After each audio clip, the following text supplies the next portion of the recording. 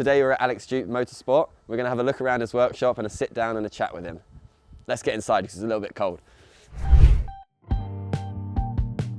Welcome to Classic Alfa. My name's Will and I'll be taking you to meet some of our friends, biggest customers and other noticeable Alfisti. Here at Classic Alfa we pride ourselves on the quality of our parts and service. We have over 6,500 parts in stock, all ready for next day dispatch. And we'll be following some of our classic Alfa Romeo parts to the workshops in which they're needed. In our new video series, From Shelf to Shop.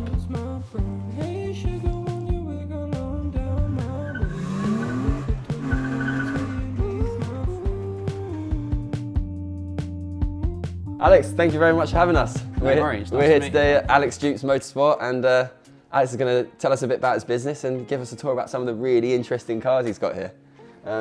First of all though, I want to talk a little bit more about yourself. I was reading a little bit about you, believe it or not, and you started studying mechanical engineering in, was it Bristol? Yeah, in 98, and I did that. Came out knowing full well that I had wanted nothing to do with that side of engineering again and wanted to come back to the cars. So you were into cars before? Yeah, since I was a kid, specifically Alfas because Dad had them. I knew from quite a young age really that that was what I was going to do or wanted to do. And after uni, I worked for a year for Chris Snowden and then went off on my own. Wow. And done it ever since. After you finished university, you went and worked for him, you said? Yeah, I met him at Goodwood. We both worked for Mithil Racing before I went to uni, and he went off and set up on his own at about the time I left to go to uni, and I used to come back and work for him in the holidays. And then afterwards, after uni, I went in with him for a year or so before setting up. As like a mentorship sort of role he had for you, did you find that like useful, and why did you then decide to go out on your own? I went off on my own because it wasn't reliable work, as in it wasn't turning into being 5 days a week, which is what you need obviously when you're trying to start out earning a living. So that was what prompted that. But he did, I learnt a lot while I was there, and we still get on very well, as I said, help each other out quite often. He's not that far from here. Oddly, there's none here. We do quite a lot of 105 series Alfas as well. So I've been using you for years in any event. Since you took over the old Highwood business and doing the parts for these, your line has expanded massively and you're getting stuff in that other people weren't supplying in the UK. Being fairly big, you've got the buying power and you've searched stuff out. You're very good at listening to if I want something, and I've said this a few times, you could get this in and don't use that particular product, use this one, and they seem to be doing that, and it is really good. And since you've been doing the parts for them, it's made it a lot easier to get some stuff because no one else in the UK was supplying some of this stuff. And I think that's something we're trying to do more of, and continue to expand our range across all 116 cars, and I think the repair panels, like you said, is going to be a massive one. Yeah, if you, whether they start doing that, I don't know, but it would be amazing if you could get, you can't even buy a wheel arch for these. Last time I found some wheel arches on eBay, I got 3 together and it was about 600 quid for 3 wheel arch repairs. And they're not the best, they're not the best panel in the world. We had a similar thing with our previous video when we were with Andrew from Fabrication, and he was literally doing a wheel arch there, and he fabricated all his own wheel arches from sheet metal. For a GTV6? Yeah. Wow. Yeah, you can do involved. We've done it, but it makes it expensive for the client. Yeah. If you can buy a wheel arch repair panel, it saves a lot of money on the time. Exactly. Want to start talking about? We might as well go in order. I recognise this car, but it's gone under a few changes, you were saying recently. It has. So we built this about 6 years ago for the customer. And at the time, he decided that a slightly tweaked up 3 litre was going to be enough. However, he has recently decided it wasn't. So it's now got a 3.5 conversion in, which is a Alfa 75 3 litre block, which has been machined out. And bored out. So same crankshaft, same rods, but bigger pistons capacity. And liners. And then you have to weld the waterways and the cylinder heads so they're not in the cylinders, and so it's a big job. It's quite involved. Yeah, but it takes them from being sort of 200 with some light mods on the 3 litre to 250. But the key thing is that it's 270 pound-feet of torque from 1800 RPM. So from 1800? Yeah, from 1800. So instant. And it's just there. Wow. And it makes them, a properly quick car. Wow. And this is coming back down to our track day this year? Yes, he has actually just booked your track day. Amazing. This year, so, we'll see a bit more of it then, I'm sure. Something that's really, if we shuffle over one car over, I've not seen these Gen V. The Heritage throttle bodies, the fake carbs. Yeah, they're very good. Very we cool. haven't run. I mean, this is off running yet. This is a little bit, been here a little bit too long. Okay. 10 years this year. 10 years. The goalposts have changed quite a few times while we've been doing this. Going from just a slightly modded 2 litre to a supercharged. So hence all these changes. But we're kind of big push this year to get it finished soon. I don't think I've ever seen one of these supercharged before, actually. Neither had we. So not very common. No. So the guy, having done this, he decided it wasn't going to be fast enough with a tweaked up 2 litre, and he phoned me up one day and said, "Can we turbocharge it or supercharge it, please?" And I said to him, "Well, my vote would be to supercharge." Yeah. And so that's what we've done. They reckon it's going to be about 220 brake. Wow. And obviously torquey, because the superchargers are good for low torque. And the block's going to cope with that? Yeah, it's like very low pressure. Oh, okay. Very low pressure. I think it's only 8 psi. Oh, okay. Yeah. And is the interior original? Yeah. It's the original style of seat, but you can lift it. Yeah. Again, all re-trimmed and done in colours that the client's chosen to kind of go with the black. It's a bit. I'd quite like to JPS pinstripe and stickers down the side. Yeah, that would be cool. Gold, but I haven't quite talked him into that yet. And the wheels? These are actually copies. They're made in Italy. They're copies of the wheels that GT-V6s used to race on in the touring cars back in the 80s. So they are, a period correct Alfa wheel. Wow, and they're 2-part wheels? Three piece, yeah. Yeah, wow. We had these custom made to fit. That's amazing. The last question I had on it is about this sort of the arches into the front splitter. This is a Group 2 kit. Okay. And in periods, you'll have seen pictures probably of wide body GTVs. Yeah. At the time, they just had them riveted on and they were painted satin black. This guy found this car in a barn in France, and it had these on, but they were all falling off and had been badly fitted. And he said to us, "We got a new kit," and he said, "I want it smoothed in and body colour." So that's what we've done. And you do some like the fabrication? We do. We've got another place for doing the body. Occasionally, we end up having to do bits of welding like that's had when you take stuff off and find things. But I try not to do any of that in here because obviously shiny painted cars and we have to cover everything up. And we do full resto, just not in here. Wow. But in here we do the engines in-house, we do all the builds here, we do the gearbox builds. This stuff is very time consuming. There's a lot of, when you're doing something like this, there's a lot of putting it on, working something out, taking it off, modifying and refitting. So it is very time consuming. Obviously you're very much into your motorsport side as well, and you've got people that race. Yes, we run 4 race Alphas, 2 105 series Giuliettas and 2 Alfetta GTVs in historic stuff. So we look after the cars, take them to the race meetings, customers turn up and drive, and then we bring it back and fix everything. Oh wow, okay, so often they could be customer cars as well. It's all customer stuff. Oh, I used to have my own, but the time trying to do it when you're looking after the clients, so it's good fun to do it, and I still get invited by them to race sometimes. Cool. Moving on. Yeah, okay. So that's not many people would bother to restore one of these, but this is what my dad had when I was a kid. Yeah, Giulietta. Yeah. So this is where it all started for you, is it? And I did have 4 of these. I'm now down to 3. Okay. The door handles. Alfa Romeo now to the door handle, don't they? They do.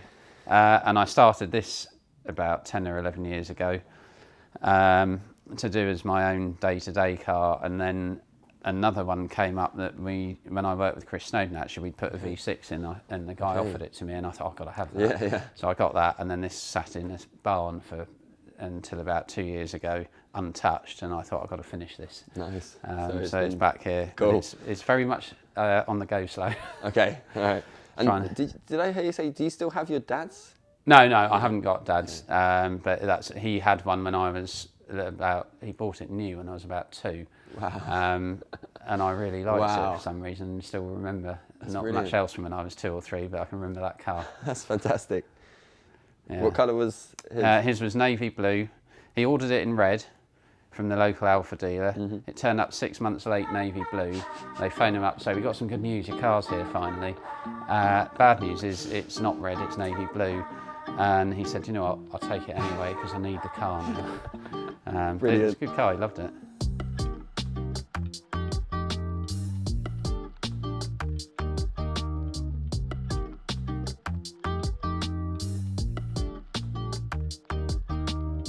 This chap had another body shell with this engine in it, which we kind of recommissioned and made to work properly after it had been put together somewhere else years ago.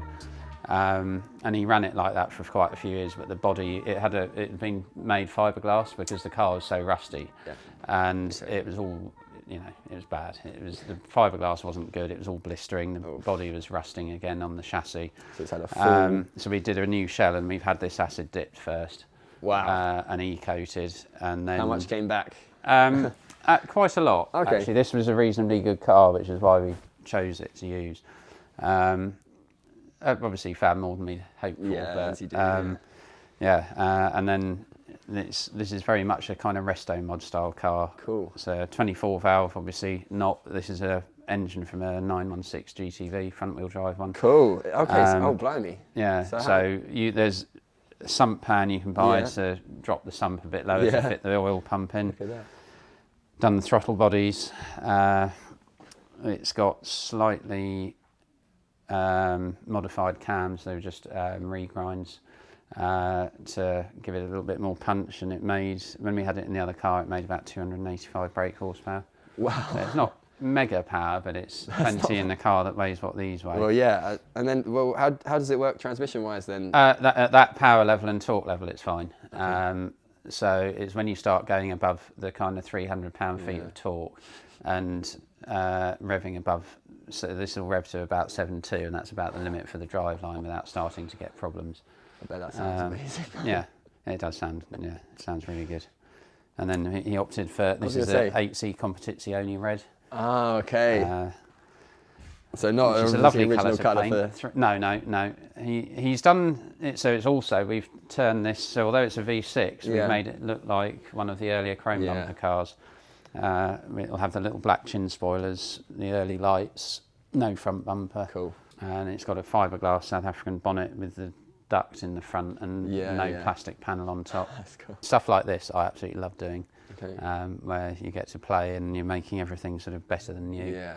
You get to put your own stamp on it a little bit more as well. Yeah, and it's very satisfying. We've had all the trim inside. These cars have got quite a lot of plastic, which I'll just show you. So normally this is all a fairly cheap plastic. And to try and just lift the quality of the appearance of inside, everything's being done in leather and double stitched. That feels so much nicer. Yeah, it's gonna. That's really nicely done as well. He has made a very good job of it, the trimmer. Brilliant idea. So all these little sort of cherry bits that you get to think, oh, I'd like it if they did it that way. That way, right? Because you always sit in the car and you think, oh, this is a lovely car, but I wish they did that a little bit different. I wish they did. You do. I'll show you what this looks like normally with the stand, because they really are. I mean, it's 80s plastic. Yeah, well, yeah. That's the type of plastic. You won't be able to see this on camera. That's what you're talking Actually, about there you in go, difference. You probably really can see that. Yeah, very cheap 80s plastic. Look at that. Gorgeous. There's a little bit of inventiveness in there. Yes, which is the bit that is really nice to do, rather than just putting the same cars together the same way all the time. Exactly, and I guess that's why it's quite nice to, a lot of the time, mainly now be doing customer cars where you've got things that you necessarily wouldn't normally do or think about doing. Yeah. Come up and say, oh, I want this done. If somebody comes in with, I mean, this guy's been brilliant to work with as well, because he has an idea what he'd like, but he doesn't tell you how to do it because he doesn't really know. And he's not, so you can put an idea to him and discuss it, and he usually goes with it. This car's been wrapped quite heavily in PPF as well, to stop it getting damaged. So the whole front end's done and all the lower half of the car's covered. So it's going to be used then? Yeah, he said he wants to be able to go to Europe in it and do trips, cool. but he wants it to stay looking nice as well. Of course, yeah. So what is it about 116s that picked you particularly then? Well, obviously I liked Dad's car, the Giulietta, when I was a kid. And when I was about 6, the local dealer was trying to get him back to Alfas and sent him a brochure. And I remember, I've still got that actual brochure, had a picture of a red GTV6 in it. And I saw this thing when I was 6 years old and I thought, I'm going to have one of those one day. And I'm one of those people that once I've got something in my head that I think I'm going to do, I make sure it happens, and it did. Brilliant. And to drive, I think they're brilliant. They need a bit of tweaking, but they look great, and they're a bit different. And that engine is magic. Alfa's V6, whatever, all the cliches everybody says about them, they are one of the best engines ever made. Superb, sound fantastic, go really well, look the part. And so, once they're together, they're like, it's not really unreliable either. They're not. They can they can do mileage. Yeah, they can, yeah. One of my clients, which we're currently welding up, she's got a 3 litre 75, it's had one engine rebuild, it's done 309,000 miles as her day-to-day car, which I think is brilliant. That's amazing. 309,000 miles. Yeah. In an 80s Alfa Romeo. Yeah. And That's it lives amazing. outside, and she runs around in it as her day-to-day car. That's the other thing with them is that they like being used. They do. They don't like sitting around. That's when all the problems happen, actually. Is the cars that sit doing nothing. Well, we're going to move. It's not Alfa Romeo, but well, there's a little bit of it's. This is again down to my dad. He had a Fiat Dino.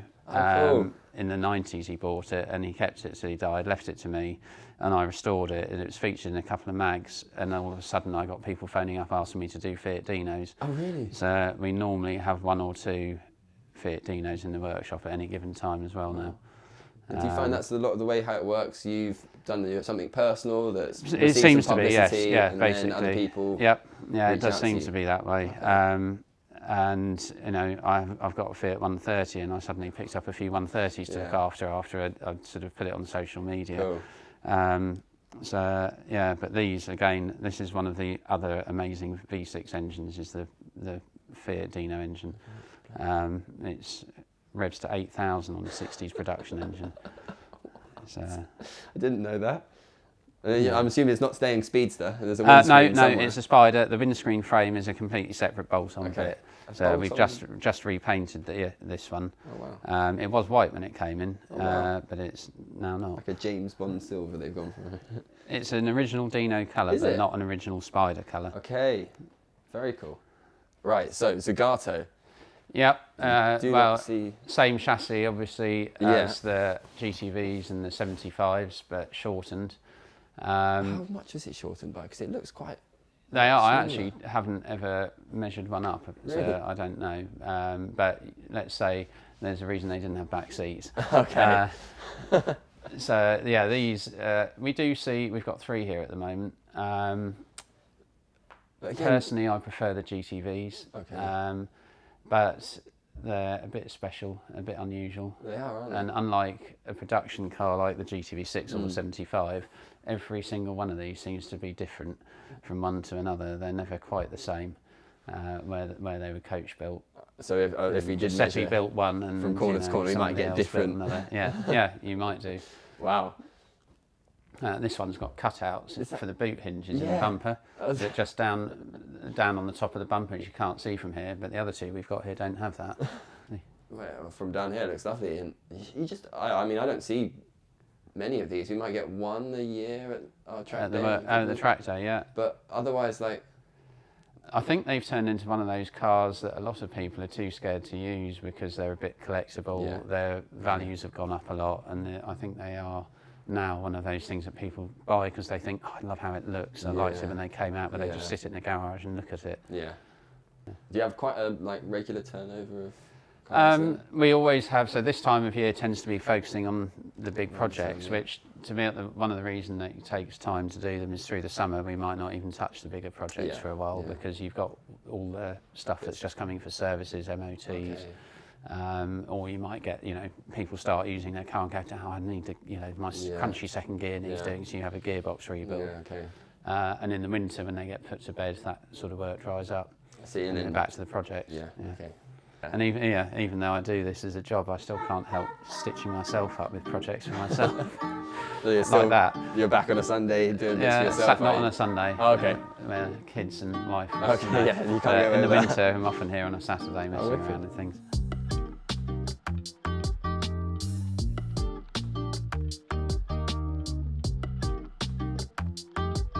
The 156 obsession has started, has it? That is purely me. I just like them because they are nice cars to drive daily that don't cost silly money, and it's very difficult to find a car that is decent to drive for sensible money that you can use daily without worrying about its value disappearing and so on. It still looks good as well. And it's still Italian, which for me is a big thing. I don't actually want to drive something that isn't. Good looking car as well. I think the sport wagons look better than the saloons. But yeah, really nice cars. You've got our GTV6 over there that you're selling for us at the moment. So that's got to get some prep work done and a new cam belt, which Tom sent us. Cool. And then we shall be getting that listed and up for sale. So whilst we walk over to this, I was going to have a little chat about your buying and selling as well. You sell Yes, cars for I have people? another business, AJM Classics, which we do selling on commission basis of classic Alfas and other Italian cars, and also detailing. And that is where your GTV6 will be seen soon. How long has that business been I set it up about 3.5 years ago. And it isn't, it's a kind of a side thing, but I really enjoy it. Cool. We've sold 30 cars in that time. Wow.